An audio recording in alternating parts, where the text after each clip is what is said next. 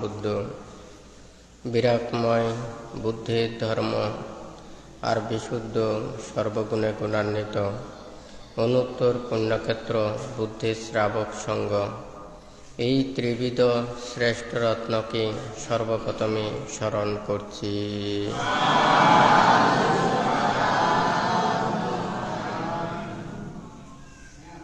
রাউজান থানার অন্তর্গত আবুরকিল গ্রামে প্রতিষ্ঠিত দুধাঙ্গ কুটিরে উপস্থিত অত্র দুধাঙ্গ কুটিরে সংশ্লিষ্ট বিভিন্ন বিহার, কুটির, গ্রাম পরিষদের সকল সদস্যা তথা যারা বিভিন্ন দূর দূরান্ত থেকে সমবেত হয়েছেন, আপনাদের উদ্দেশ্যে কিছু ধর্মোপদেশ প্রদান করার প্রারম্ভে প্রত্যেকের প্রতি মৈত্রীময় আশীর্বাদ জানাচ্ছি।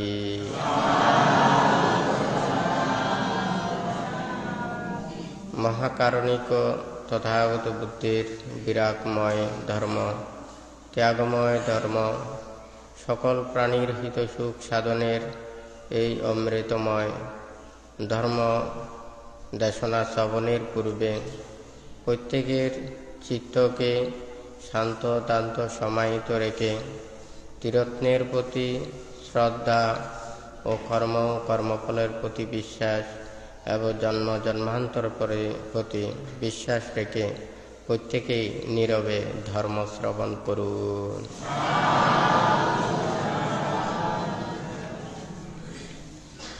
হয়তো আপনারা কয়েক সপ্তাহ ধরে বানতে এখানে কর্ম এবং বিপাক সম্পর্কে বানতে এখানে দেশনা প্রদান করেছেন। বিশেষ করে বুদ্ধ যে 12 প্রকার কর্ম এবং কর্মের বিপাক সম্পর্কে যে বলেছেন, সেই 12 প্রকার হচ্ছে যে দিষ্ট ধর্ম বেদনীয় কর্ম, উপপাদ্য বেদনীয় কর্ম, অপরাপরীয় বেদনীয় কর্ম, গুরু কর্ম, আচিন্ন কর্ম, আসন্ন কর্ম, কৃতত্ব কর্ম, জনক কর্ম, উপস্তম্ভক কর্ম, উপপীড়ক কর্ম, উপঘাতক কর্ম এবং অহুসি কর্ম। এই 12 প্রকার কর্মগুলোকে বানতে এখানে সংক্ষিপ্ত আকারে একটু করে বলছেন। দিষ্ট ধর্ম বেদনীয় কর্ম অর্থ হচ্ছে ইহজন্মে যে কর্ম সম্পাদন করে ইহজন্মেই এর বিপাক ভোগ করে থাকে। স্বচক্ষে এই ইহজন্মেই দেখে বিদায়, কর্ম এবং কর্মফলকে দেখে বিদায়, এটাকে দিষ্ট ধর্ম বেদনীয় কর্ম বলেছেন। তো উপপাদ্য বেদনীয় কর্ম, এই কর্মের বিপাক 2 জন্ম পর্যন্ত বিপাক দিতে পারে। 2 জন্মের ভিতরে এটা বিপাক দিতে না পারলে পরবর্তী জন্মে এটার বিপাক আর দিতে পারে না। আর এখানে অপরাপরীয় বেদনীয় কর্ম হচ্ছে সেটা 1 জন্ম, 2 জন্ম, 3 জন্ম পর্যন্ত এটা বিপাক দিতে পারে, এরপরে এটা বিপাক দিতে পারে না। তো গুরু কর্ম হচ্ছে যেটা পঞ্চ অন্তরায়িক কর্ম, পিতৃহত্যা, মাতৃহত্যা, অরহত হত্যা, দেশচিত্তে বুদ্ধের শরীর হতে রক্তপাত এবং সঙ্গভেদ, এই অকুশল গুরুকর্ম। এবং কুশল কর্মে গুরুকর্ম এটা হচ্ছে অর্থ সমাপত্তি। এবং এই আচিন্ন কর্ম অর্থাৎ আচরিত কর্মকে বোঝায়। তারপরে এটা কেহ কুশল কর্ম সম্পাদন করে, আবার কেহ অকুশল কর্ম সম্পাদন করে। তা আসন্ন কর্ম এটা মৃত্যুর পূর্ব মুহূর্তে যে কর্ম সম্পাদিত হয় এটা হচ্ছে যে আসন্ন কর্ম। তো কৃতত্ব কর্ম এটা হচ্ছে যে অনিশ্চিত কর্ম। অনেক সময় কর্মের বিপাক প্রদান করতে গিয়ে সেটা যথাযথভাবে ভোগ করতে পারে না, অর্থাৎ বা ভোগ করতে হয় না, কোন সময় সেটা মানে বিপাক প্রদান করে সেটা যথাযথভাবে জানতে পারে না। তারপর জনক কর্ম, এটা যখন একটা প্রাণী যে কর্মের দ্বারা সমস্ত প্রাণীগণ এক স্থান হতে অন্য স্থানে উৎপত্তি ঘটে এবং যেখানে উৎপন্ন হোক না কেন সেখানে তৎমুহূর্তে বিপাক প্রদান করে। জনক কর্মের অর্থটা হচ্ছে জন্ম নেওয়াটার বিপাক।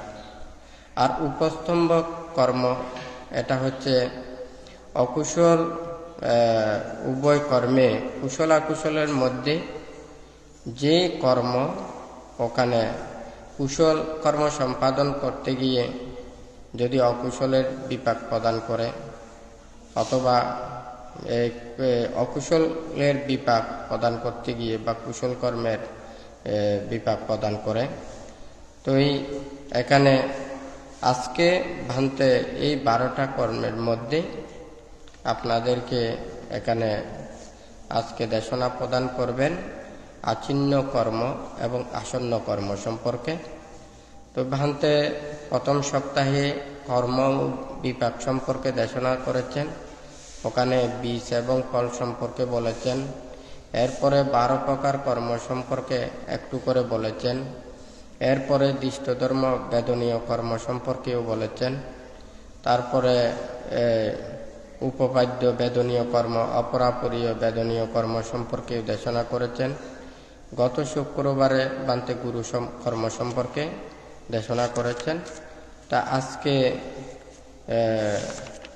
আচিন্ন কর্ম এবং আসন্ন কর্ম সম্পর্কে আপনাদেরকে দেশনা প্রদান করবে। তো আজকে এটা আচিন্ন কর্ম হচ্ছে এটা আচরিত কর্ম, যেটা সর্বাধিক কর্ম সম্পাদন করে। কেহ কেহ আছে যারা সারা জীবন ভরেই সেটা পাপকর্ম সম্পাদন করে, অকুশল কর্ম সম্পাদন করে, তারা মৃত্যুর পরে দুর্গতি বা তির্যক প্রাণীকুলে কিংবা নরকে ওখানে দুর্গতি ভূমিতে উৎপন্ন হয়। আবার কেহ কেহ সারা জীবন ধর্মময় জীবন অতিবাহিত করে, সৎ এবং কুশল কর্ম সম্পাদন করে শিলময় জীবন যাপন করে ওনারা মৃত্যুর পরে সুগতি স্বর্গলোকে অথবা মানব লোকে উৎপন্ন হয়। এখানে আচিন্ন কর্ম, এটার অর্থ হচ্ছে আচরিত কর্ম। সে সর্বাধিক যেটা কুশল কর্ম সম্পাদন করলে তাহার সদ্গতি হবে এবং পাপকর্ম সম্পাদন করলে এটা নরক দুর্গতি কিংবা তির্যক প্রাণীকুলে জন্ম নেবে। তো এটা যেহেতু মানে সোজা, সৎ কুশল কর্ম সারা জীবন করে সুগতি স্বর্গলোক উৎপন্ন হয়, পাপকর্ম সম্পাদন করে সে নরকে পতিত হয়। এটা তো এখানে এটাও বান্তে দেশনা করছেন। আরেকটা হচ্ছে আসন্ন কর্ম, মৃত্যুর পূর্ব মুহূর্তে যে কর্ম সম্পাদিত হয় এটা হচ্ছে যে মৃত্যুর পূর্ব আসন্ন কর্ম। অর্থাৎ সে সারা জীবন সৎ এবং কুশল কর্ম সম্পাদন করেছেন, কিন্তু মৃত্যুর পূর্বক্ষণে অকুশল চেতনা কিংবা পাপ চেতনা উৎপন্ন হওয়ার কারণে তাহলে ওই সাথে মৃত্যুর পূর্বক্ষণের যে চেতনা এটা প্রবল থাকে, তো এই সারা জীবন কুশল কর্ম সম্পাদন করেও মৃত্যুর পূর্বক্ষণে যদি অকুশল বা মিথ্যে দৃষ্টি উৎপন্ন হয় তাহলে তার গতিটা নিম্নগামী হয় এবং সারা জীবন ওখানে পাপকর্ম সম্পাদন করে, কিন্তু মৃত্যুর পূর্বক্ষণে বা শীল পালন, বুদ্ধের স্মরণ কিংবা সৎ এবং কুশল চেতনা উৎপন্ন করে সম্মুখ দৃষ্টিভাব উৎপন্ন হয়ে এবং সুগতি স্বর্গলোক উৎপন্ন হয়।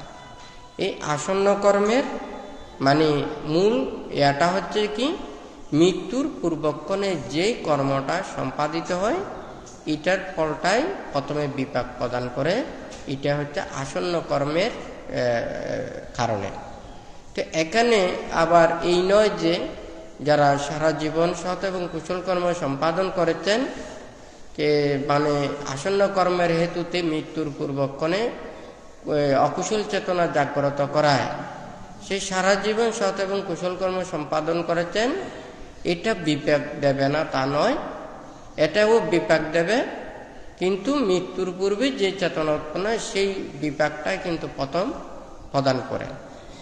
যেমন মনে করুন, এই রুমে যদি এখানে রুম ভর্তি যদি এখানে উপাসক উপাসিকা বা মানুষ থাকে, একটা যদি দরজা খোলা থাকে, তাহলে এখানে যেহেতু রুম ভর্তি ওখানে মানুষ বা উপাসক উপাসিকা, তাহলে প্রত্যেকেই যদি এখানে যদি বলা হয় এই দরজা থেকে কে প্রথমে বের হবে, তাহলে যারা ওই যে দরজার মুখে থাকে তারাই প্রথমে বের হয়। ঠিক তদ্রূপেও এখানে মৃত্যুর পূর্বক্ষণে যেটা চিত্তটা উৎপন্ন হয় বা নিমিত্তটা দর্শন করে, সেই নিমিত্ত অনুযায়ী যেহেতু পরবর্তী জায়গা নির্ধারিত হয়, তো সেই হেতুতে এই আসন্ন কর্মের কারণেই এটা বিপাক প্রদান করে। তো এখানে আচরিত কর্ম এবং আসন্ন কর্ম, এখানে আচরিত কর্মর ক্ষেত্রে এখানে সব সময় যেটা যদি সৎকর্ম সম্পাদন করে, তাহলে এটা নিশ্চিত সে মৃত্যুর আগেও বলতে পারবে যে কি সে মৃত্যুর পরে সুগতি এবং স্বর্গলোকে যেতে পারবে। এটা আচরিত কর্মে কিন্তু এটা বলতে পারে। আর সারা জীবন অকুশল কর্ম সম্পাদন করেছে, তাহলে সে মৃত্যুর পরে নরকে পতিত হবে। তাহলে মৃত্যুর আগেও বলতে পারে এই মানুষটা মৃত্যুর পর কোথায় যাবে। তো এখানে আচরিত কর্মের এটা হচ্ছে যে ফল, অর্থাৎ জানা যায় যত কর্মগুলো রয়েছে সবচাইতে বেশি জানা যায় এটা হচ্ছে যে এই আচিন্ন কর্ম, আচরিত কর্ম। কারণ একজন মানুষ যখন সে সারা জীবনেই ধর্ম বা পুণ্য বা শীল প্রতিপালন করে থাকে, তাহাদের গতিও সুগতি স্বর্গলোকে উৎপন্ন হয়। তাহলে এই কর্মটা হচ্ছে যে সবচাইতে সহজ। তবে আসন্ন কর্মের এটা কিন্তু অনেক প্রকারের আছে। যেমন মনে করুন, আপনার মৃত্যুর পূর্বক্ষণে আপনি বুদ্ধির শরণ নিয়েছেন, কিন্তু আপনার যদি গুরুকর্ম থেকে থাকে, অন্তরায়িক কর্ম থেকে থাকে, তাহলে প্রথমে কিন্তু অন্তরায়িক কর্মের বিপাকটা প্রদান করবে। অন্তরায়িক গুরু কর্মের এটার অভাবে তাহলে কর্ম আসন্ন আচরিত কর্মের বিপাকটা দেবে। আর আচরিত কর্মের এই বিপাকটাও যদি না থাকে, তাহলে কিন্তু এই আসন্ন কর্মের এটাই বিপাক প্রদান করবে। কারণ যেমন একটা জিনিস কেহ যদি ওখানে রাস্তায় গাড়ি দিয়ে যায়, তাহলে একটা যে গাড়ির স্পিড বেশি থাকে, তাহলে সে গন্তব্যস্থানে পৌঁছে যাবে যে গাড়ি ভালো এবং গাড়ির স্পিড রয়েছে সেই গাড়িটাই কিন্তু আগে যাবে। তো সব গাড়ি ওখান থেকে স্টেশন থেকে ছাড়লেও যেটার গতি বেশি, যেটার শক্তি বেশি, যেটার ক্ষমতা বেশি, সেটা যেমন ওখানে সুনির্দিষ্ট স্থানে আগে পৌঁছবে, ঠিক তদ্রূপ এখানে প্রথম গুরুকর্মে বিপাক প্রদান করবে। গুরুকর্মের অভাবে তাহলে এই আচরিত কর্মের বিপাকটা প্রদান করবে। আচরিত কর্মের বিপাকটা যদি অসম্পূর্ণ থাকে, এই দুটোটা যদি না থাকে, তাহলে আসন্ন কর্মের বিপাকটা দেবে। তো অনেকেই শুধু মৃত্যুর পূর্বক্ষণে আপনি সারা জীবন ওখানে পাপকর্ম করেছেন, তাহলে গুরুকর্মও সম্পাদন করেছেন, আপনি যদি বুদ্ধের সামনেও বসে থাকেন, সব সময় বুদ্ধ ধর্ম সঙ্গও বলেন, তাহলে কিন্তু আপনার কি হবে না, ওখানে সুগতি স্বর্গলোক হবে না। প্রথমে কিন্তু এই অন্তরায়িক এবং গুরুকর্মটাই প্রদান করবে, কারণ এটার শক্তি বেশি। কোনো জায়গায় যদি ওখানে যদি কিছু করে, ওখানে সবচাইতে বেশি যে শক্তিমান, সে যেমন ওখানে সবচাইতে বেশি কাজ করতে পারে, ঠিক তদ্রূপ বিপাক প্রদানের ক্ষেত্রে গুরুকর্মের শক্তিটাই সবচাইতে বেশি। তো এখানে আসন্ন কর্মের কিন্তু আরেকটা কৌশল আছে, যেটা হচ্ছে যে যদি ফল বিপাক দেওয়ার আগে সে যদি নিজের চিত্তকে ঠিক করতে পারে, তাহলে কিন্তু সেটা তৎমুহূর্তে নিজের সেই নিমিত্ত অনুযায়ী কর্মটা সৃষ্টি হবে। তো এই নিমিত্তটা কি? মানে মৃত্যুর একটা প্রাণী যখন এই প্রাণী থেকে অন্য প্রাণীতে জন্ম লাভ করে কিংবা বিপাক প্রদান করে, তো এই যে মৃত্যুর পূর্বক্ষণের নিমিত্তটা ওখানে উৎপন্ন হতে হয়।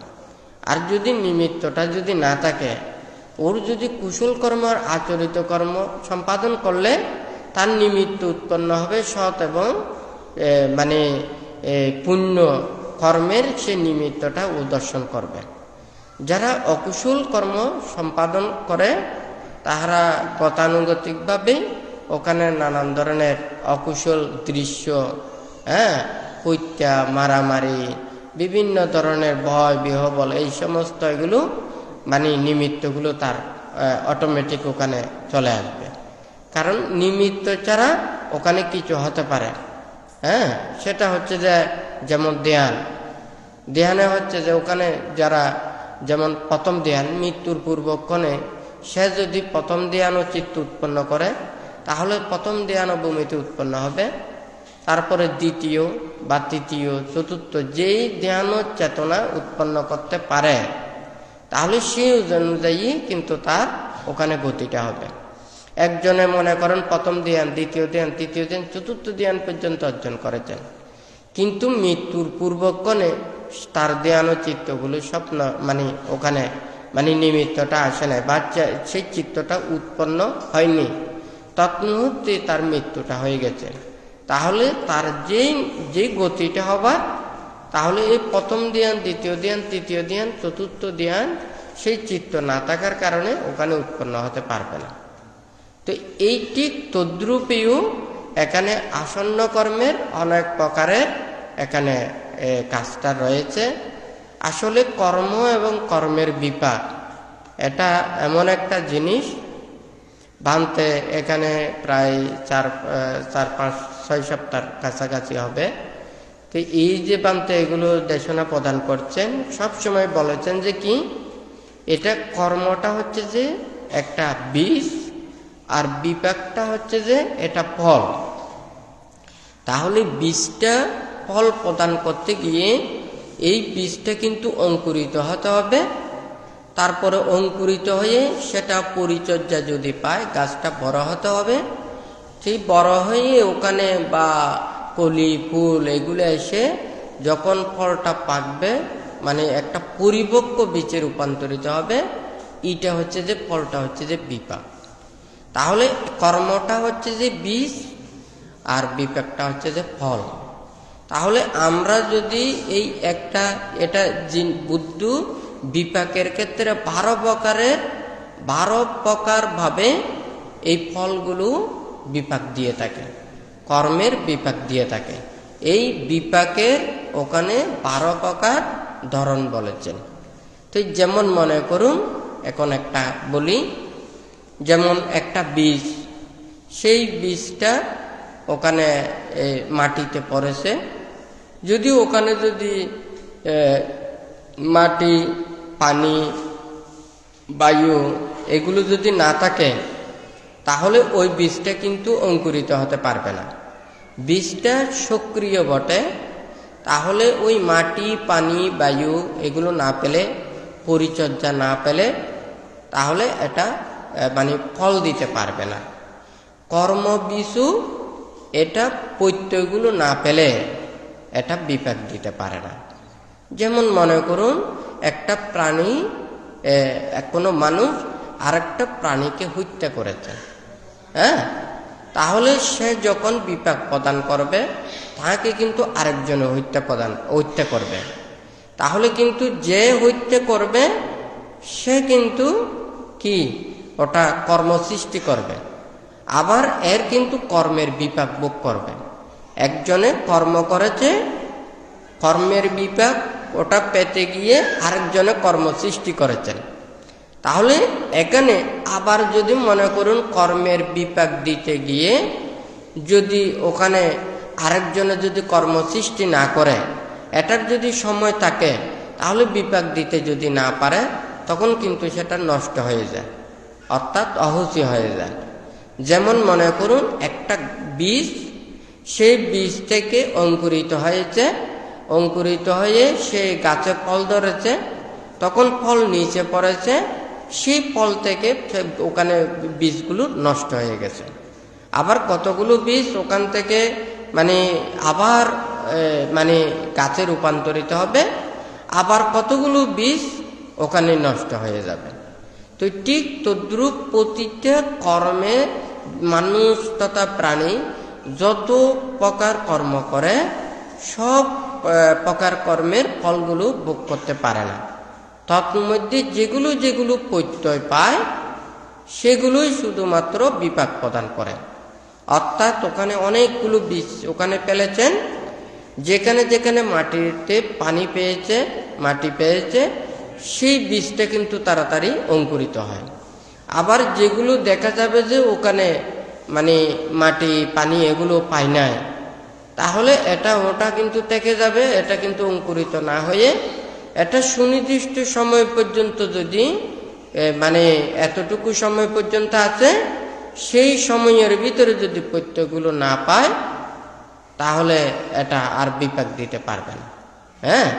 যেমন মনে করুন কোনো একটা এই বিচি আছে, এটার উপরে যদি পুরো বিরাট জায়গা ঢালাই করে দেয়, তাহলে এটা 1 মাস 2 মাস 3 মাস, ওটা যদি বছর হয়ে যায়, তাহলে নিচে যে বীজগুলো রয়েছে ওগুলো যদি সক্রিয়তা যদি না থাকে, খুব অল্প সময়ের মধ্যে এগুলো কিন্তু পচে যাবে, নষ্ট হয়ে যাবে, এগুলো আর অঙ্কুরিত হতে পারে না।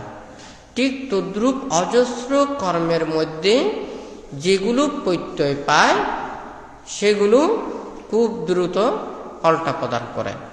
তাহলে এই কর্ম এবং কর্মর বীজ, আমরা হয়তো ফলটাকে দেখি, বীজটাকে সবাই দেখতে পাই না।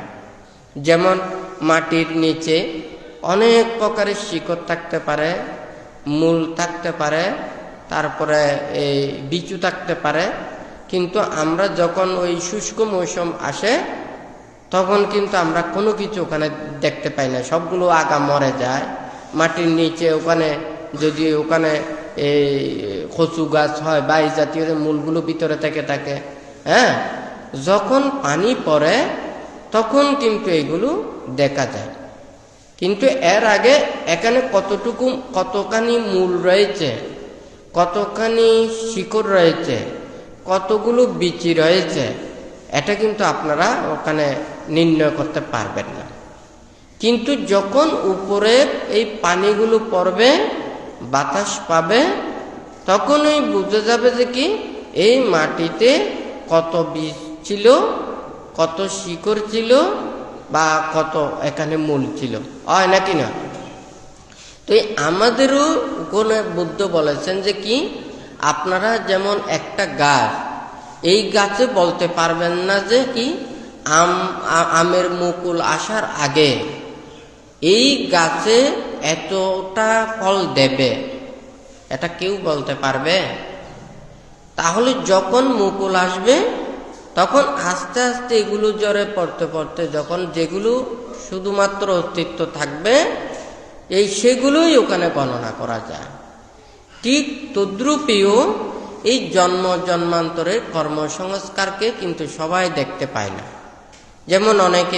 যেমন এই জন্মটা সবাই দেখতেছে, কিন্তু আমাদের অতীত কি ছিল এটা কিন্তু কিভাবে দেখতে পাবো? একটা গাছের যেমন ওটা আমরা চিনতে পাবো যে কি, ওটাকে পাতাকে চিনে, গাছটাকে চিনে, ফলটাকে চিনে, ফুলটাকে চিনে, আমি কিন্তু এই গাছটাকে নির্ণয় করতে পারবো, হয় নাকি না? কিন্তু আমি যদি পাতাও না চিনি, ফলও কি ধরনের না চিনি, তাহলে মূলও যদি না চিনি, কাণ্ডও যদি না চিনি, তাহলে আমি এইটাকে নির্ণয় করতে পারবো না। তখন প্রত্যেক প্রাণী, প্রত্যেক মানুষের, আমরা শুধু ইহকাল দেখতেছি, কিন্তু অতীত যেটা আমরা কোথা থেকে আসছি, এটা কিন্তু অনেকেই জানতে পারে না, কিন্তু জানতে পারবেন। কিভাবে জানতে পারবেন? যেমন মনে করুন এখানে ল্যাবের মধ্যেই সব কিছু টেস্ট করে, আপনি কোনো একটা জিনিস দিয়েছেন, অবিকল এই জিনিসটা ওনারা বানাই ফেলবেন, ওখানে এই উপাদান এতগুলো আছে, এই উপাদান এতগুলো আছে, এই উপাদান এতগুলো আছে, ল্যাবে ওগুলো সবগুলো পরীক্ষা করে, হ্যাঁ, ও আবার আরেকটা তৈরি করতে পারবে না। তাহলে এখন ল্যাবে যখন ওখানে নিয়ে কোন উপাদান কতটুকু দিয়েছেন, কোন কোন উপাদান আছে, এগুলো তারা পরীক্ষা নিরীক্ষা করে আরো কিন্তু অবিকল অনেক জিনিস ওগুলো বানাতে পারবে, হয় নাকি না? কিন্তু এটা যদি ল্যাবে যদি টেস্ট যদি না করে, ওই ক্ষমতা যদি না থাকে, তাহলে এটা কখনো সম্ভব না।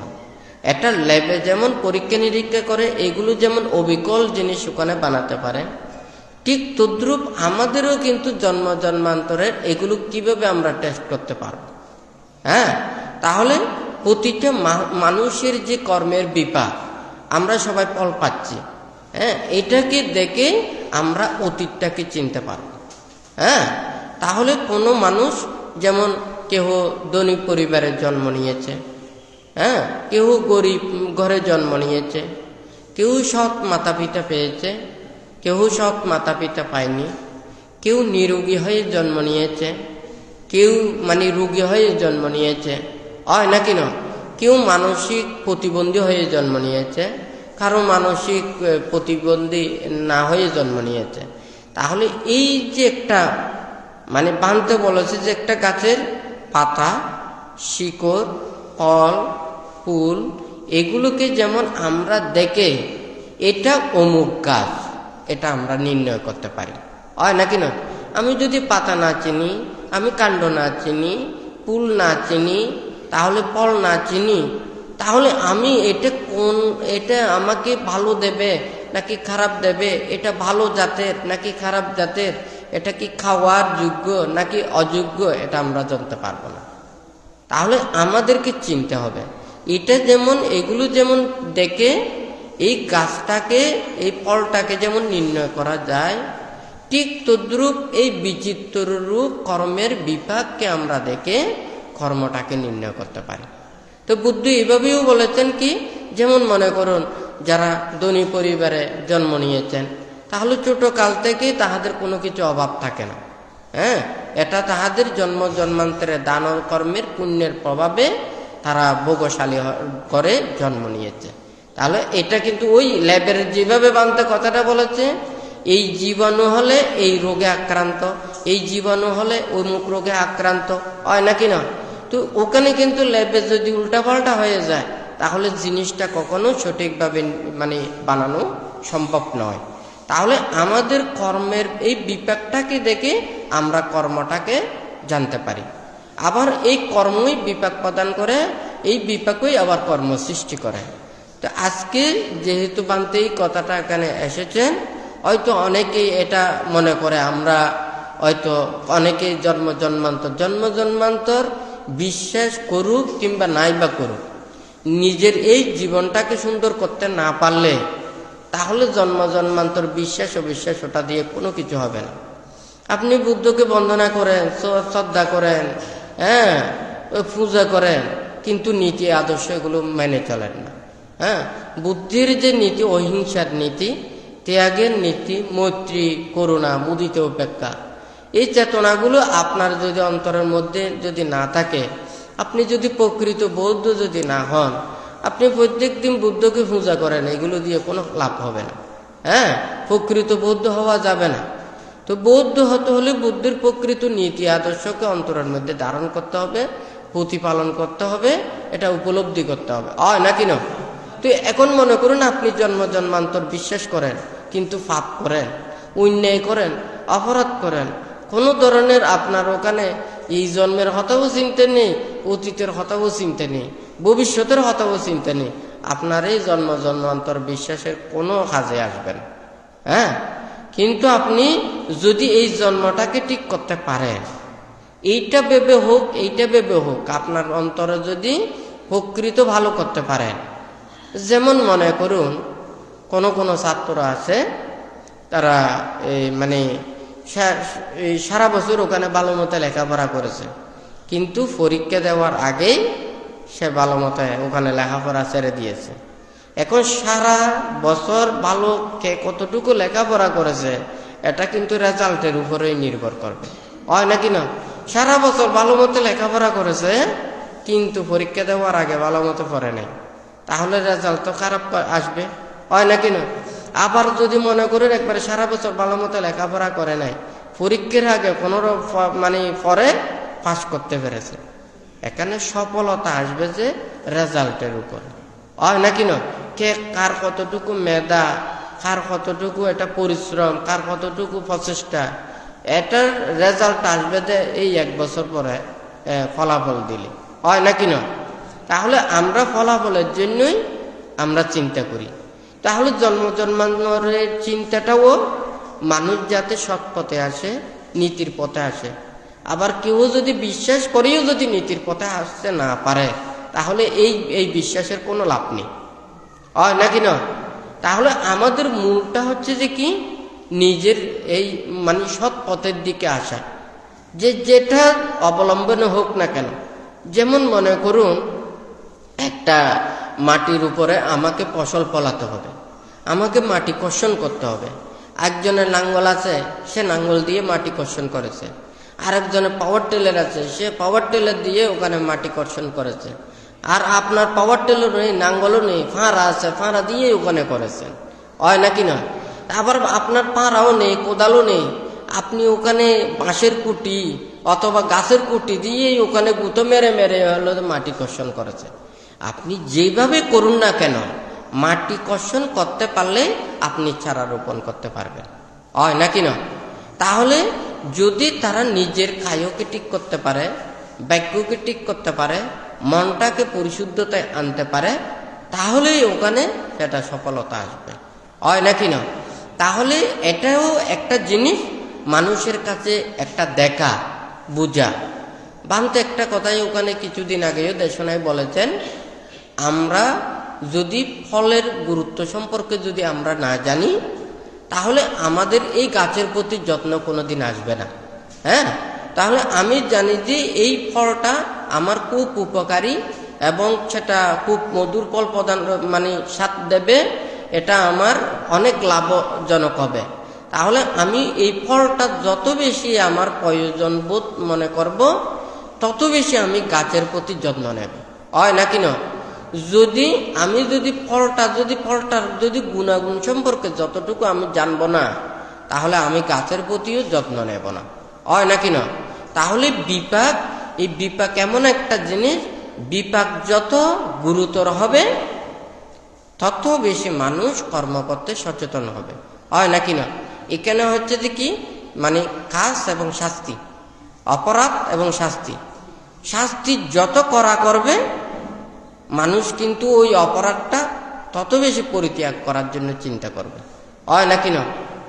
মানুষ একটা জিনিসের দাম যত বেশি হবে, এই জিনিসের প্রতি আকর্ষণ বেশি থাকবে, হয় নাকি না? তার দামি অর্থ হচ্ছে সেটা উন্নত, হ্যাঁ, ভালো, এটা বুঝায়। তাহলে এগুলো যেমন নির্ণয় করে ওগুলো তার মূল্যায়নের এগুলো দিয়ে, গুরুত্ব এগুলো দিয়ে, আবার ওখানে অপরাধের ওখানে যত বেশি শাস্তি যত গুরুতর হয়, যত বেশি কঠিনভাবে শাস্তি দেয়, তাহলে এই অপরাধটা না করার জন্য চিন্তা করে, হয় নাকি না? তো এখানেও এখানে দেশনাই বলেছেন যে কর্ম এবং বিপাক সম্পর্কে, আমরা কর্মের বিপাক সম্পর্কে যত বেশি জানব, হ্যাঁ, তত বেশি আমরা কর্ম সচেতনতা লাভ করব, হয় নাকি না? কিন্তু আমাদের যদি কর্ম এবং কর্মফলের প্রতি যদি বিশ্বাস যদি না থাকে, তাহলে প্রথমে তো ওটা বিশ্বাস তো ওখানে দেখা যায় না। এটা গাছতে তো ফল দেখা যায় না, এটা ফল দেখা যাবে কিন্তু অনেক পরে, হয় নাকি না? তাহলে আমি গাছটাকে, এটা ভালো জাতের গাছ, এটা তো আমি যখন ভালো মানুষের কাছে শুনেছি, তাহলে এই গাছটাকে তো আমাকে যত্ন নিতে হবে, হয় নাকি না? এখন যদি কেউ বলে যে এটা তো ভালো জাতের গাছ, ঠিক আছে, আমি তো ফল দেখতে পাচ্ছি না, আমি কেন ওখানে যত্ন নেব? তাহলে এটা তো বিশ্বাসের প্রয়োজন, হয় নাকি না? তাহলে আমার যদি সেই বিশ্বাসটা যদি না থাকে, এখন ছোট একটা ডাক্তার দেখলাম, কিন্তু ডাক্তারের অভিজ্ঞতা আছে, আমার বিশ্বাস ভালো লাগলো না, হ্যাঁ, আরেকজনের খুব অনেক ধরনের ওখানে সার্টিফিকেট আছে, অনেকগুলো ডিগ্রি নিয়েছে, কিন্তু ওর অভিজ্ঞতা কম, তাহলে কিন্তু ওর বিশ্বাসটা ওইদিকে বেশি, কিন্তু এইদিকে বিশ্বাসটা কম। তাহলে যেহেতু ও একজন কি অভিজ্ঞ ডাক্তারকে কি করেছে, সে কিন্তু অবহেলা করেছে, গুরুত্ব দেয়নি। তাহলে ও যেভাবে কিন্তু চিকিৎসা দেবে, এটা কিন্তু সে খাবে না, গ্রহণ করতে চাইবে না। কিন্তু আরেকজন কিন্তু সে উচ্চতর ডাক্তার, ঠিক আছে, কিন্তু অভিজ্ঞতা সম্পন্ন নয়, হ্যাঁ, তার কথাটা বিশ্বাস করেছে, তাহলে কোনটা ফল দেবে? ওই ভালোটা ফল সে পাবে না। হ্যাঁ, তাহলে বিশ্বাস এমন একটা জিনিস, বুদ্ধ বলেছে যে কি, যেটা গ্রহণীয় বিষয়কে যে যদি গ্রহণ করে, পরিত্যাজ্য বিষয়কে যে যদি পরিত্যাগ করে, তাহলে সে প্রকৃত সত্য লাভ করতে পারে। আর যে গ্রহণীয় বিষয়কে পরিত্যাগ করে, পরিত্যাজ্য বিষয়কে গ্রহণ করে, সে কিন্তু প্রকৃত সত্য লাভ করতে পারে না, হয় নাকি না?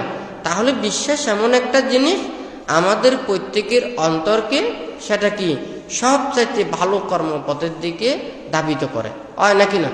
আমরা প্রত্যেকেই বিশ্বাস করি যে কি, যে কোনো ছাত্ররা লেখাপড়া করলে ভালো একটা প্রতিষ্ঠানে, ভালো একটা শিক্ষাঙ্গনে যদি ওখানে লেখাপড়া করে, অবশ্যই ভালো হবে, হয় নাকি না? এই যে একটা মনের মধ্যে একটা বিশ্বাস, সেই জন্য কিন্তু ছাত্রদেরকে ভালো প্রতিষ্ঠানে ওখানে লেখাপড়া করাতে চায়, হয় নাকি না? তাহলে বিশ্বাস আমাদের এমন একটা জিনিস, আমাদের সঠিকটাকে বিশ্বাস করতে হবে, হয় নাকি না? ওই মাটি কর্ষণের বান্তে কথাটা বলেছে যে কি, এই পৃথিবীতে অনেক প্রকারের ধর্ম রয়েছে, হ্যাঁ, অনেক প্রকারের অনেক দেশ রয়েছে, রাষ্ট্র রয়েছে, হয় নাকি না? তাহলে প্রতিটা রাষ্ট্রের একটা কি রয়েছে, আইন আছে, নিয়ম আছে, নীতি আছে। প্রত্যেকেরই বুঝতে হবে যে ওই দেশ রক্ষা করার জন্য যারা ওখানে যারা পরিচালনা করেন, তাহারাই কি করে, ওগুলো নিয়ন্ত্রণ করে, হয় নাকি না? তাহলে মানুষের জনমাল নিরাপত্তার জন্য, মানুষের সুশৃঙ্খলতার জন্য, মানুষদেরকে সুন্দরভাবে রাখার জন্য ওনারা সবসময় চিন্তা করেন, হয় নাকি না?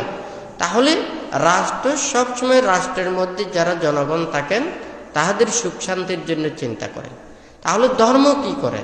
ধর্ম মানুষের মনের মধ্যে যে পাপ, অন্যায়, অপরাধ, লোভ, দেশ, মোহ, হিংসা, বিদ্বেষ যে ভিতরে থাকে, এইগুলোকে ধর্ম আচরণের মাধ্যমে, ধর্ম জ্ঞানের মাধ্যমে, ধর্ম উপলব্ধির মাধ্যমে সে অন্তর থেকে দূরীভূত করে।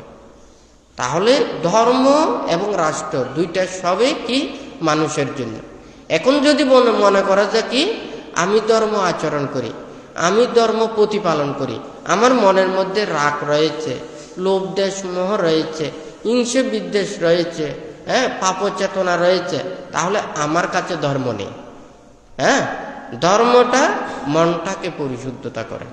হ্যাঁ, যেমন মনে করুন একটা পানি খুব সুন্দর পরিষ্কার, তাহলে সেই জীবাণু মুক্ত নাও হতে পারে, হয় নাকি না? তাহলে এখানে জীবাণু মুক্ত হওয়া অর্থাৎ সে বিভিন্ন রোগাক্রান্ত থেকে সে মুক্ত হতে পারবে যদি এটা জীবাণু মুক্ত হয়, হয় নাকি না? কিন্তু একটা পানি যদি ওখানে মানে জীবাণুযুক্ত কিন্তু পরিষ্কার, আপনি যতই খান না কেন, কিন্তু এটা খেলে নানান প্রকারের কি অসুখ বিসুখ হতে পারে। রাষ্ট্র কি করে? রাষ্ট্র আইন কি করে? মানুষের বাইরে কর্মগুলো দেখে সেই অনুযায়ী শাস্তি দেয়, ঠিক আছে, কিন্তু মনের দিকটা ওখানে রাষ্ট্র চিন্তা করতে পারে না, কিন্তু মনের দিকটা চিন্তা করে ধর্ম। যেমন মনে করুন আপনি কোনো অপরাধ করেন নাই, আপনি খুব ভালো মানুষ, হ্যাঁ, তাহলে আপনি ওখানে রাস্তার পাশে বসে রয়েছেন, একটা চোর ওখানে জিনিসপত্র নিয়ে আপনার পাশে দিয়ে বলে গেল সুন্দরভাবে, এই জিনিসটা রাখেন, আমি কিছুক্ষণ পরে আসতেছি। হ্যাঁ, আপনি সুন্দর করে সেটা কোলে নিয়ে ওখানে বসে আছেন।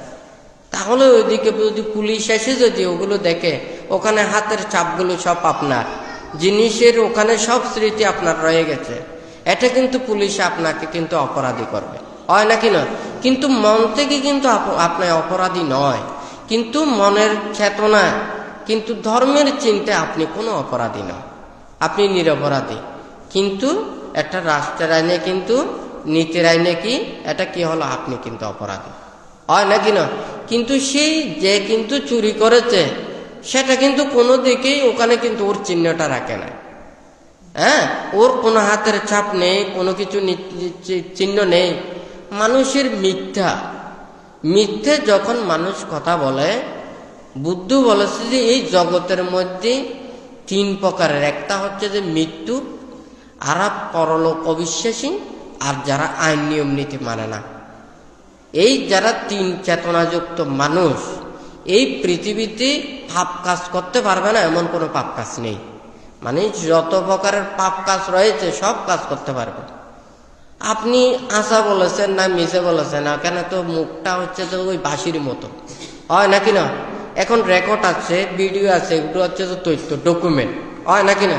আমি ভালো বললেও সবাই শুনতেছে, কোনো যদি ভুলও বলে থাকি সেগুলো সবাই শুনতেছে, এটা কিন্তু ডকুমেন্ট আছে, হয় নাকি না? কিন্তু আপনার যদি ডকুমেন্ট যদি ওখানে যদি না থাকে, আপনার মুখে সারাদিন শুধু কথা বলবেন, এখানে আসামিসের কোনো কিছুর এখানে মূল্যায়নগুলো ওখানে কোনো কিছু থাকে না, হয় নাকি না? যখন রাষ্ট্র মানুষেরা চিন্তা করে বাহিরের তথ্য এগুলো দিয়েই ওনারা কিন্তু বিচার করেন, কিন্তু আপনার মনটা দিয়ে ওখানে বিচার করেন না। ধর্ম কি করে, মনের মধ্য থেকে আপনি যদি মন থেকে যদি লোভ, দেশ, মোহ, হিংসা, বিদ্বেষ, হ্যাঁ, এই পাপ কালিমাগুলোকে যদি আপনি মন থেকে দূরীভূত করতে পারেন, তাহলে আপনি বাহ্যিকে কোনো ধরনের অপরাধ কর্ম করবেন না, হয় নাকি না? আর যদি আপনার মন থেকে যদি এগুলো দূরীভূত না করেন, যতই শাস্তি দোক না কেন, যতই ধরনের করা দোক না কেন, ওই মানুষের সামনে সেটা ঠিক থাকবে, পেছনে গিয়ে আবার ওই সমান তালে হবে, হয় নাকি নয়? সে সব সময় নিজে অপরাধ কর্ম করবে, সে লুকিয়ে লুকিয়ে অপরাধ কর্ম করার জন্য চিন্তা করবে। সেই জন্য বুদ্ধ বলেছেন যে কি, যতক্ষণ না পর্যন্ত চতুরার্য সত্যকে উপলব্ধি করতে না পারে, শীলের দ্বারা নিজেকে যদি গঠন করতে না পারে, তাহলে নিজের প্রতি কোনো কিছু তার মধ্যে বিশ্বাস থাকে না। কিন্তু একজন শীলবান, ওনার প্রতি কিন্তু বিশ্বাস আছে, হয় নাকি না? তাহলে এই শীল কি করে, মনটাকে সঠিকভাবে প্রতিপালিত করার জন্য সেটা সহায়তা করে। অর্থাৎ ধর্মও মানুষের জন্য, রাষ্ট্রও মানুষের জন্য। ধর্ম মানুষের অন্তরের ভিতরে যে কালিমাগুলোকে দূরীভূত করার জন্য সহায়তা করে, আর রাষ্ট্র মানুষের সুন্দর, সুশৃঙ্খল এবং জনমাল নিরাপত্তার জন্য এগুলো কাজ করে, হয় নাকি না? বাহিরের আইন নিয়ম নীতি সব ঠিক আছে, কিন্তু মানুষের মন যদি খারাপ হয়, তাহলে সে খারাপ করতে যে কোনো সময় সে খারাপ কর্ম করতে পারবে, হয় নাকি না? যতই পরিশুদ্ধতা থাকুক না কেন, কিন্তু সে অন্যায় কিংবা অপরাধ কর্ম করতে পারে। কিন্তু ধর্ম যখন অন্তরের ভিতরে পৌঁছে যায়, তখন সে কোনো দিকেই সে খারাপ করতে পারে না। যেমন ওখানে যদি কোনো মানুষের মানে ভিতরে একটা হচ্ছে যে বানতে, কিছুদিন আগেও দেশনায় বলেছেন, কারো যদি চুলকানি হয়, হ্যাঁ, অ্যালার্জি যদি হয়, তাহলে ভিতরেও একটা খেতে হয়, বাহিরেও একটা কি করতে হয়, বাইরেও একটা মলম লাগাতে হয়। এখন বাহিরের মলমটা লাগাইয়েছেন, কিন্তু ভিতরেরটা খান না। যদি ভিতরেরটা না খেলে এটা আবার বারবার ধরে উঠবে, হয় নাকি না? তাহলে এইদিকে আপনি অন্যায় করেছেন, এইদিকে শাস্তি দিয়েছে, অন্যায় করেছেন, শাস্তি দিয়েছে, হয় নাকি না?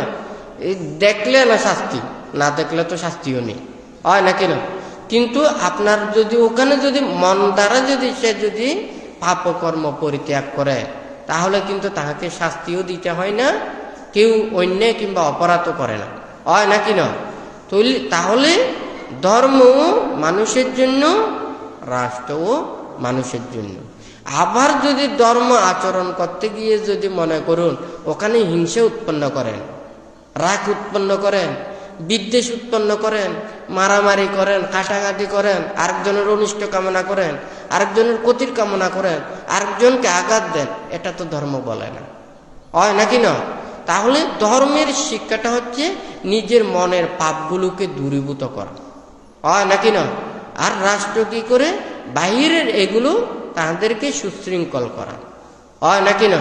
তাহলে ধর্ম না থাকলে প্রকৃত মানুষ হতে পারবে না। মানবতায় মানুষ হয়।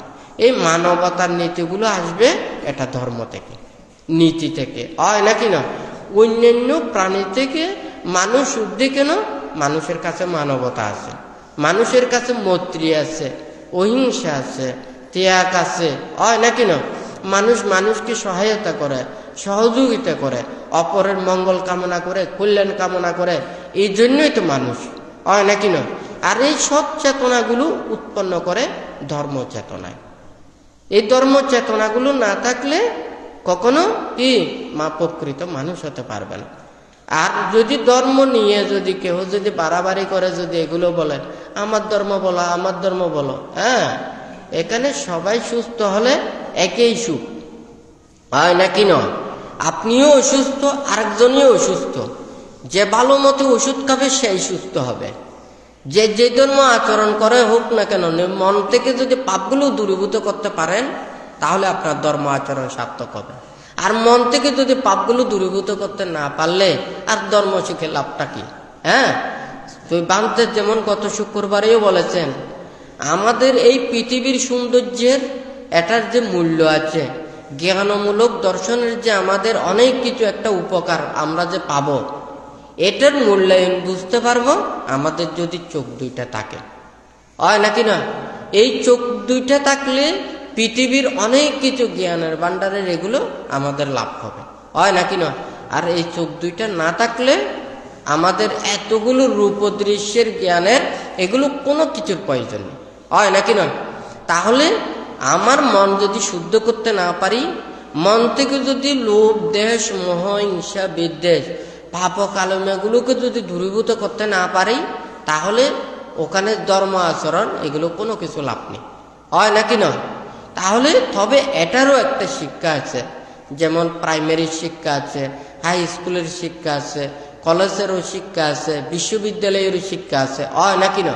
এটা সব কিছু শিক্ষা প্রতিষ্ঠান। তাহলে এটা কিন্তু নিচে থেকে আস্তে আস্তে ডেভেলপ হতে হবে, উপরের দিকে যেতে হবে।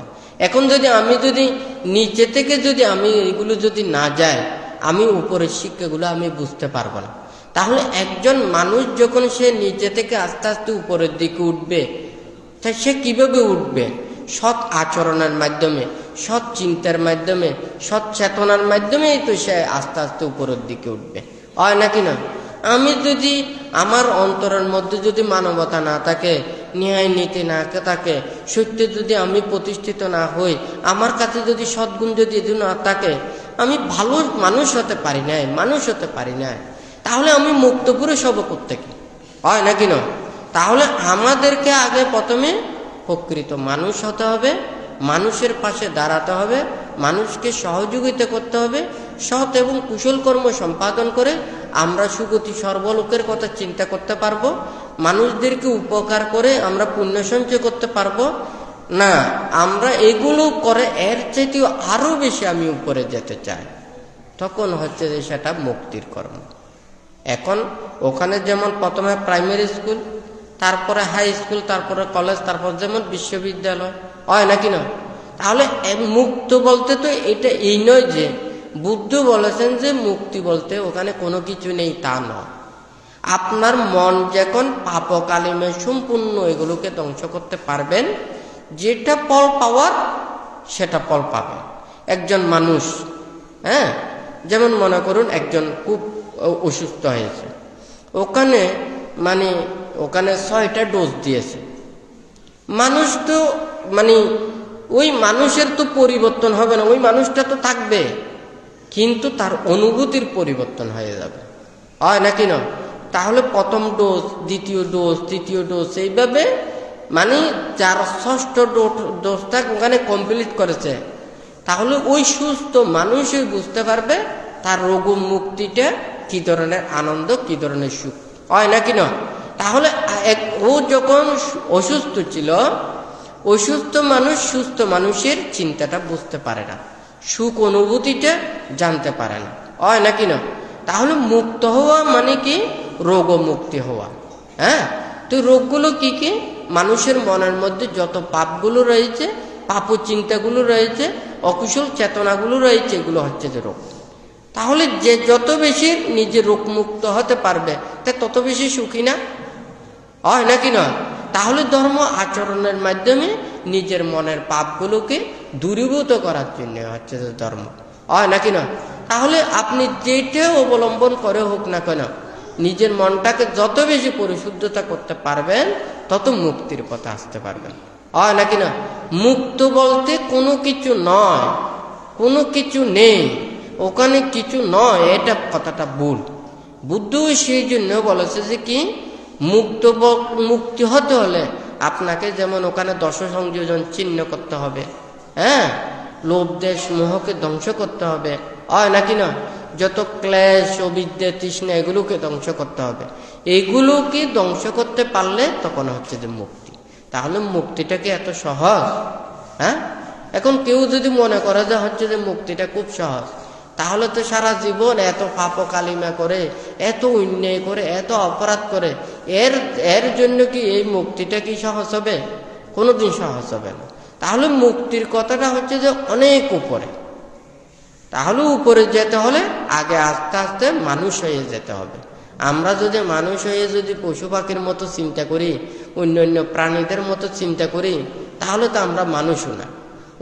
অন্যান্য প্রাণীদেরও তো প্রাণ আছে, ওরাও তো বেঁচে থাকতেছে, ওরাও তো জীবিকা নির্বাহ করতেছে, হয় নাকি না? তাহলে আমরা ওই পশু পাখিদের চেয়ে মানুষের মধ্যে পার্থক্যটা কি? পার্থক্য হচ্ছে যে অন্য প্রাণীরা আহারের কথা চিন্তা করে, ওখানে জীবন জীবিকার কথা চিন্তা করে, এবং নিজের সেই যতক্ষণ পর্যন্ত জীবন আছে এটাকে রক্ষা করার জন্য চিন্তা করে। কিন্তু অন্য কোনো প্রাণীদের মধ্যে এটা চিন্তা নেই যে কি আমরা কিভাবে এই মনের পাপগুলোকে দূরীভূত করব, ভয়টাকে অতিক্রম করব, আমরা মুক্তির পথে আসব, অন্য প্রাণীদেরকে উপকার করব, কল্যাণ করব, অন্যান্য প্রাণীদের জন্য নিজের জীবন বিলিয়ে দেব। এই চেতনাগুলো কিন্তু অন্য প্রাণীদের মধ্যে নেই, হয় নাকি নয়? কিন্তু আমাদের মানুষের মধ্যে কিছু কিছু মানুষ আছে যে বুদ্ধ বলেছে যে কি, কতগুলো মানুষ হচ্ছে যে তির্যক মানব, হ্যাঁ, তির্যক প্রাণীদের মতো জীবন অতিবাহিত করে। তাহাদের কাছে কোনো প্রকৃত মানুষের চিন্তা চেতনা নেই, শুধু খাওয়া দাওয়া ভোগ বিলাস জীবন অতিবাহিত করা, এটা ছাড়া আর অন্য কোনো কিছু তাহাদের চিন্তা নেই। আবার কতগুলো মানুষ চিন্তা করে সব সময় অপরের মঙ্গল কল্যাণ এগুলোর জন্য চিন্তা করে। আবার কতগুলো কি করে, ওনারা অপরজনকে উপকার করে না বটে, কিন্তু তাহাদের মঙ্গলের জন্য প্রতিটা মুহূর্তে নানান ধরনের নির্দেশনার চিন্তা করে, আবিষ্কার করে, নানা কিছু উদ্ভাবন করে, হ্যাঁ, অনেক কিছু তারা সৃষ্টি করে দেয়। তাহলে তারাও কিন্তু চিন্তা করতেছে। কিন্তু এর চাইতেও বেশি যারা ঊর্ধ্বে, ওনারা সবসময় মুক্তির চিন্তা করে। মুক্তির চিন্তাটা হচ্ছে যে কি, নিজে সুস্থ হওয়া এবং আরেকজনেও নিরোগী হয়ে সুস্থ করার জন্য প্রচেষ্টা চালানো। তাহলে যেমন এখানে যে যারা মনে করুন এসএসসি পাস করেছেন, হ্যাঁ, আইএ পাস করেছেন, হ্যাঁ, ডিগ্রি বা এমএ ডক্টর ডিগ্রি লাভ করেছেন, এক একজনের যেমন এক একজনের অস্তরে ওখানে যখন সে শিক্ষায় উত্তীর্ণ হয়, ওদের ছাত্রও কিন্তু উপরের দিকে ওখানে মানে সেইভাবে ওদের লেভেলের ওগুলো হয় নাকি নয়? কিন্তু ঠিক তদ্রূপী মানুষের চিন্তা চেতনার মধ্যেও যারা শুদ্ধ মুক্ত হয়, যাদের নিজের চিত্তকে ঠিক করতে পারে, হ্যাঁ, বিশুদ্ধতা করতে পারে, তারা সব সময় মানুষের কাছে নিষ্কলুষ চিন্তা করে থাকে, হ্যাঁ। কিন্তু যারা লৌকিক মানুষের মধ্যে যারা লোভ দেশ মোহযুক্ত, তাহাদের মধ্যে রাগ রয়েছে, কোপ রয়েছে, বিদ্বেষ রয়েছে, সে যখন আমাকে একটা মেরেছে আমি তাকে 2টা মারব, এই যে একটা রাগ ক্রোধ, হ্যাঁ, এটা ধর্ম কি করে এই রাগ ক্রোধটাকে ধ্বংস করে দেয়, হয় নাকি না? তাহলে আমার যদি মনে করুন মনে করতে হবে যে কি আমার রাগ আছে, আমার বিদ্বেষ আছে, আমার হিংসা আছে, আমার কাছে ধর্ম নেই, হ্যাঁ। কারণ ধর্ম কি করবে, একটা তৈলে যেমন ওখানে সাবান পড়লে কি হয়ে যাবে, হ্যাঁ, তৈলটা ওখানে পানি হয়ে যাবে। তাহলে আমাকে আমার মনের যেগুলো পাপ উৎপন্ন হয়, হিংসা বিদ্বেষ উৎপন্ন হয়, এগুলোকে আমি ধ্বংস করার জন্যই তো আমি ধর্ম শিক্ষা গ্রহণ করি, ধর্ম কথা ভাবি, হয় নাকি না? আমি ধর্ম কথা ভেবে যদি আমি রাগ উৎপন্ন করি, বিদ্বেষ উৎপন্ন করি আরেকজনকে, সে আমাকে একটা মারলো, আমি তাকে দুইটা মারবো, তাহলে আমার চেতনার মধ্যে ধর্ম নেই, হয় নাকি না? তাহলে এটা বলতে হবে যে ধর্ম আমাদের মনটাকে পরিশুদ্ধতা করার জন্যই হচ্ছে যে ধর্ম। হ্যাঁ, তাহলে ক্ষমা করে দেওয়া, আরেকজনের প্রতি মৈত্রী উৎপন্ন করা এবং অহিংসা চেতনা জাগ্রত করা, ত্যাগ চেতনা জাগ্রত করা এবং অপরজনকে উপকার করা, কল্যাণ করা, সকলের জন্য ভালো কোনো কিছু চিন্তা করা, এগুলো সবই ধর্ম, কুশল কর্ম, হয় নাকি না? কুশল কর্মটা হচ্ছে যে কি, এই ধর্ম আচরণের মাধ্যমে নিজে স্থিত থাকা। তো ভান্তে এখানে হয়তো অনেক সময় দেশনায়ও বলেছেন, আমরা একটা যদি মনে করুন সমুদ্র আমরা পাড়ি দিতে চাই, তাহলে সমুদ্র পাড়ি দিতে চাইলে আমাদেরকে ওখানে কিন্তু একটা ভেলায় উঠতে হবে, একটা নৌকাতে উঠতে হবে। ওই পানির উপরে ভাসমান থাকার জন্য এই বেলাটা থাকার অর্থ হচ্ছে কি, আমরা ভালো একটা জিনিসে আমরা ওখানে অবস্থান করা। হ্যাঁ, কোনো মানুষ যদি সে মুক্তি এবং শুদ্ধিতের পথে আসতে চায়, তাহলে সৎ এবং কুশল চেতনা, সুচল কর্মের মধ্যে আমাকে থাকতে হবে। তাহলে সেটা হচ্ছে যে ভেলা সদৃশ। তাহলে আমাকে ভেলা নেওয়া মানে সৎ এবং কুশল কর্ম সম্পাদন করা। হ্যাঁ, তাহলে কিন্তু আমার লক্ষ্য বস্তুটাকে কিন্তু চিন্তা করতে হবে। আমার যদি ওই কূলে যদি যেতে হয়, এটা উত্তরে যেতে হয়, দক্ষিণে যেতে হয়, বা যেই দিকটা নির্ণয় করে সেই দিকে অনবরত ওখানে চালানো, এটা হচ্ছে যে মুক্তির কর্ম সম্পাদন করা। হ্যাঁ, তাহলে সব সময় এটা চিন্তা করতে হবে কি, আমার কাছে রাগ উৎপন্ন হচ্ছে, এই মানে হিংসা উৎপন্ন হচ্ছে, পাপ উৎপন্ন হচ্ছে, আরেকজনের প্রতি বিদ্বেষ উৎপন্ন হচ্ছে, তাহলে মনে করতে হবে যে কি, আমার এখনো পর্যন্ত ধর্মের কাজ বাকি রয়ে গেছে, আমি এখনো পর্যন্ত ধর্ম প্রকৃতপক্ষে উপলব্ধি করতে পারি নাই। তাহলে আমার যদি থাকে যে সেটা ধর্ম চেতনা, তাহলে মনের পাপটাকে আমি দূরীভূত করব, হয় নাকি না? সেই জন্য ভান্তে বলেছে যে আপনি তেল দেন, এই তেলটাকে পানি করার জন্য আপনার লাগবে সাবান। সাবান যখন পড়বে, এই তেলের তৈলাক্তটা নষ্ট হয়ে যেয়ে এটা পানির সাথে মিশে যাবে, হয় নাকি না? তো ঠিক তদ্রূপ এখানে সাবান সদৃশ হচ্ছে যে কি, ধর্ম। হ্যাঁ, তৈল সদৃশ হচ্ছে যে কি, নিজের মনের পাপ কালিমাগুলো, হয় নাকি না? তাহলে এই পাপ কালিমাগুলোকে দূরীভূত করার জন্যই তো আমরা ধর্ম।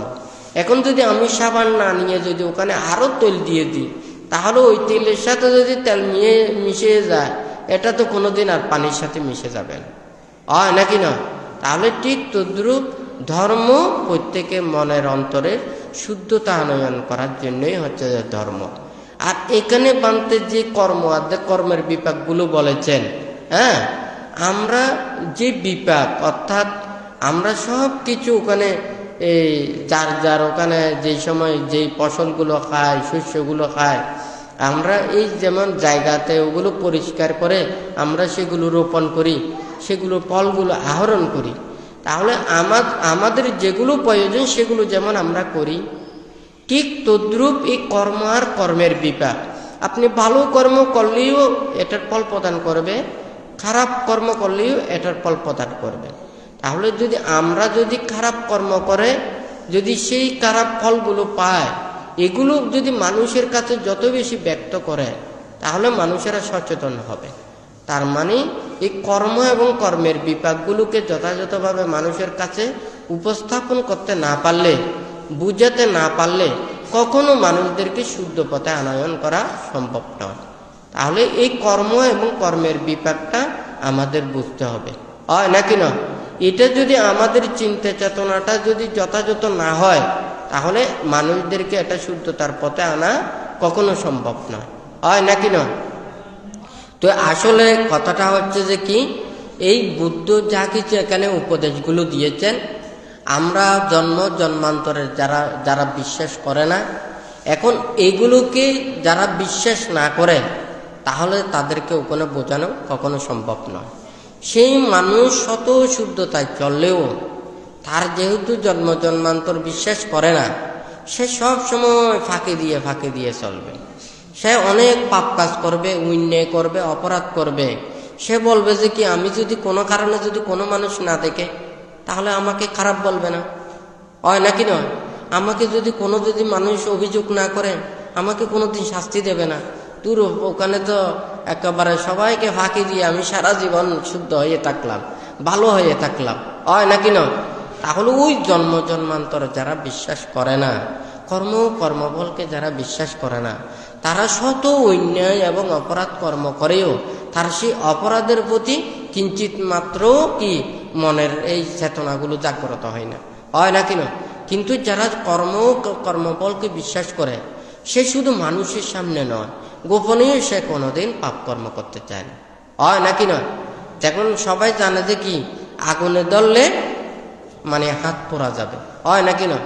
যে কিন্তু প্রকৃতপক্ষে জানে যে এটা আগুন, এটা ধরলে আমার হাত পোড়া যাবে, সে কখনো আগুন ধরতে চাইবে না, হয় নাকি না? তাহলে কর্মফলকে বিশ্বাস যারা করে, জন্মান্তরকে বিশ্বাস করে, সে মনের ওখানে মানুষের সামনে নয়, সে কিন্তু গোপনীয় পাপ কর্ম করতে পারে না, হয় নাকি না? তাহলে জন্মান্তর বিশ্বাস করা, কর্ম এবং কর্মফলকে বিশ্বাস করা এবং না করার মধ্যে অনেক তফাৎ রয়েছে, হয় নাকি না? তাহলে বিশ্বাস করলে সে পাপকর্ম পরিত্যাগ করবে, মানুষের সামনে হোক গোপনে হোক, হয় নাকি না? আর যারা কিন্তু করে না, তাহলে মানুষের সামনেও শত শত হাজার হাজার অন্যায় অপরাধ কর্ম করেও তাদের কোনো কিছু চিন্তা করে না। আর সারা জীবন শাস্তি না ফেলে আমি তো একেবারে শাস্তি ছাড়া রয়ে গেলাম, হয় নাকি না? এত পাপ করলাম, এত অন্যায় করলাম, এত অপরাধ করলাম, আমার কোনো কিছু ওখানে তো বিপাক করছে না। আচ্ছা, যখন মানুষের মস্তিষ্ক নষ্ট হয়ে যায়, তখন তো নিজের খিদের কথাও তো নিজে ভুলে যায়, হয় নাকি না? আসলে কি তার খিদে হচ্ছে না? হ্যাঁ, মানুষ যখন উন্মত্তম দানদের মস্তিষ্ক নষ্ট হয়ে যায়, তখন তো নিজের খিদের কথাও নিজে ভুলে যায়, হয় না? কিন্তু তার যে সেটা ভুলে যাচ্ছে, তার কি আসলে কি খিদে হচ্ছে না, নাকি মস্তিষ্ক নষ্ট, হয় নাকি নয়? কর্মের বিপাকটাও সবাইকে ভোগ করতে হবে, কিন্তু তার অজ্ঞতার কারণে, অজ্ঞানতার কারণে, উপলব্ধি না করার কারণে সে বুঝতে পায় না। বুদ্ধ বলেছে, না আন্তালিক্ষে না সামুদ্রামার্যে না পাব্বাতানাং বিবারাং পাবিসা। হ্যাঁ, তাহলে সে যদি ওখানে আকাশের মধ্যে যেখানেও লুকিয়ে থাকুক না কেন, সমুদ্রের তলদেশেই লুকিয়ে থাকুক না কেন, যে কোনো পর্বতের গুহায় হোক, পাহাড়ের গুহায় হোক, ওখানে লুকিয়ে থাকুক না কেন, কর্মের বিপাক আমাদের সবাইকে সেটা এক সময় না এক সময় বিপাকটা দেবে, হয় নাকি না? তো এটা আমরা যদি যথাযথভাবে জানতে পারি, তাহলে একজন ছোট শিশু, সে সৎ মাতা পিতার ঘরে জন্ম নিল এবং ধনী পরিবারেও জন্ম নিল, তার তেমন কোনো কিছু চিন্তা করতে হচ্ছে না। সৎ মাতা পিতা সবসময় তাকে সৎ উপদেশ দিচ্ছে, কোনো অভাব অনটন ওর হচ্ছে না, সারা জীবন কত সুন্দর সুখে স্বাচ্ছন্দ্যের জীবন অতিবাহিত করছে, হয় নাকি না? তাহলে অতীতের সে কুশল কর্মের প্রভাবে সে এইভাবে জন্ম নিয়েছে। হ্যাঁ, আবার যে দেখা যাচ্ছে কিন্তু অভাব অনটন, মাতা পিতারা দুশীল, দুর্বিনয়ী, পাপী, হ্যাঁ, নানান ধরনের ছেলে মেয়েদেরকে সৎ শিক্ষা দেয় না, সৎ উপদেশ দেয় না, হ্যাঁ, এইদিকেও নিজের মাতা পিতাদের কত নানান ধরনের পাপকর্মে জর্জরিত হয়ে যায়, হয় নাকি না? তাহলে এই যে পাপের কর্মের বিপাকের কারণে সে এইভাবে সৎ মাতা পিতার করে আসতে পারে না। তো যাই হোক, এটা কর্ম এবং কর্মের বিপাক সম্পর্কে বানতে এটা বলেছেন, জন্মান্তরের এগুলোর কথাও বলেছেন, এবং এই যে আমরা ধর্ম আচরণ, ধর্ম উপদেশ, ধর্ম শিক্ষা কিসের জন্য বানতে, এই কথাটাও বলেছেন। আর যদি আমরা যতই কিছু ওখানে বাড়াবাড়ি করুক না কেন, ধর্ম নিয়ে বাড়াবাড়ি এটা কিন্তু ভালো নয়, হয় নাকি না? তাহলে মনের বিষয়টা অনেক বড় জিনিস। কেউ মনে করেন সারাদিন মদ খেয়ে সে মনে করে কি আনন্দ, সে ভাত তরকারি খায় না, শুধু মদ খেয়ে এই জীবনটা তার ভালো লাগে। এখন তার যখন সেটা ভালো লাগে, এতে কি আপনি ভালো কিছু দিয়ে ওনাকে সন্তুষ্টি করতে পারবেন না। হ্যাঁ, 20টা কূপের 20টা পোকা যেমন, সেই 20টাতেই অবিরমিত হয়। হ্যাঁ, সেই 20টা পোকাকে আপনি 20টার দুর্গন্ধ বুঝাতে পারবেন না, হয় নাকি না? আর যে একটা মৌমাছি, সে মৌমাছি যতই কিছু করুক না কেন, ফুলের মধু আহরণ করে, ওর সব সময়ই তাকে কি যেদিকে একটা সুগন্ধ আসে সে মনে করে যে কি ওইদিকে মনে হয় যে কোনো ফুল ফুটেছে। হ্যাঁ, ওই বায়ুর যে মানে প্রতিকূলেই সে কিন্তু যায়। এই বাতাসটা কোন দিক থেকে এসেছে সেটা ওই দিকে গিয়ে ওই ফুলটাকে নিয়ে ওখানে মধু আহরণ করে। তাহলে এখানে ওই 20টা কূপের 20টা পোকার কথাও বলেছেন, আবার এই যে মধু পোকার কথাও বলেছেন। কাউকে বোঝানো সম্ভব নয়। এই পৃথিবীতে সবাই এসেছে ভালো মানুষ যারা ভালো কর্ম করে যায়, আর খারাপ মানুষেরা খারাপ কর্ম করে পৃথিবীতে কলঙ্কিত হয়ে যায়, হয় নাকি না? এখন এটা তো যার যার স্বাধীন। কেউ নরকে যেতে চাইলেও তার জন্য সহজ, কেউ স্বর্গে যেতে চাইলেও তার জন্য সহজ, হয় নাকি না? ভালো মানুষেরা ভালো কর্মপথের কথাটা চিন্তা করবে, আর খারাপ মানুষ তো খারাপই চিন্তা করবে, হয় নাকি না? একটা পোশাক একটা জীবনের মতো। হ্যাঁ, এই পোশাকগুলো আপনারা যেগুলো ব্যবহার করছেন, যতদিন এটা ভালো থাকবে এটা দিয়ে বাইরে টাইরে যাবে, হয় নাকি না? কিন্তু এই পোশাকটা যখন আস্তে আস্তে পুরনো হয়ে যাবে, চিরে যাবে, এটা কিন্তু তখন ব্যবহারের অযোগ্য হয়ে এটা ফেলে দিতে হয়। মানুষের জীবনও কিন্তু সুন্দর করে রাখলে সুন্দর, আর সুন্দর করে রাখতে না পারলে যদি ময়লা হয়ে যায়, চিরে যায়, জীবনটা বরবাদ হয়ে যায়, নষ্ট হয়ে যায়, এটাকে নিয়ে কোনো মানুষ আর চিন্তা করে না। এটা আবর্জনার মতো। হ্যাঁ, মানুষ আর ভালো কাজে সেটাকে ব্যবহার করে না। তাহলে আপনার জীবনটাকে সুন্দর করতে চাইলেও আপনার ইচ্ছা, জীবনটাকে নষ্ট করতে চাইলেও আর বলার তো কোনো কিছু নেই, হয় নাকি না? ভালো জিনিসও পৃথিবীতে আছে, খারাপ জিনিসও পৃথিবীতে আছে। ভালো হওয়ার শিক্ষাও আছে, মুক্ত হওয়ারও শিক্ষা আছে, যুক্ত হওয়ারও শিক্ষা আছে, ওখানে অন্যায় হতে যাওয়ারও শিক্ষা আছে। হ্যাঁ, পাপকর্মেরও ওখানে পাপকর্ম আছে। যারা ভালো দিকে আসতে চায় তারা ভালো কর্মপথটা ওরা ধারণ করে ভালো হয়, আর যারা খারাপ হতে চায় তাদেরকে তো আর জোর করে ওখানে তো ভালো হওয়া যায় না, ভালো করা যায় না, তাদের সৎ ইচ্ছে থাকতে হয় নাকি না? তো যাই হোক, আজকে যারা এখানে সমবেত হয়েছেন আপনারা প্রত্যেকেই যাহাতে প্রকৃতপক্ষে ধর্ম আচরণ করে প্রত্যেকের মনের লোভ, দেশ, মোহ, হিংসা, বিদ্বেষ ও কুশল চেতনাগুলোকে দূরীভূত করে যাহাতে এই দুর্লভ মানব জন্ম লাভ করেছেন, আপনারা এই পৃথিবীর জন্ম নিয়ে যে আপনারা সদ্ধর্ম পেয়েছেন, সৎ উপদেশ পাচ্ছেন, কল্যাণ মিত্রদের সাক্ষাৎ পাচ্ছেন, এগুলোর মাধ্যমে নিজের জীবনকে সুন্দর করে নিরোগ দীর্ঘায়ুময় জীবন লাভ করে যতদিন পর্যন্ত নির্বাণ সাক্ষাৎ করতে না পারেন, নিজের মনকে সম্পূর্ণরূপে পরিশুদ্ধ করে মুক্তি করতে না পারেন, ততদিন পর্যন্ত যাহাতে এই সদ্ধর্মের সৎ নীতি আচরণের মাধ্যমে আপনারা প্রত্যেকে যাতে নিজের জীবনকে ধন্য করতে পারেন, এই ধরনের চেতনাগুলো অন্তরের মধ্যে জাগ্রত করে বুদ্ধ ধর্ম সংঘের কাছে আশীর্বাদ প্রার্থনা রেখে 3 বার সাধুবাদ প্রদান করুন।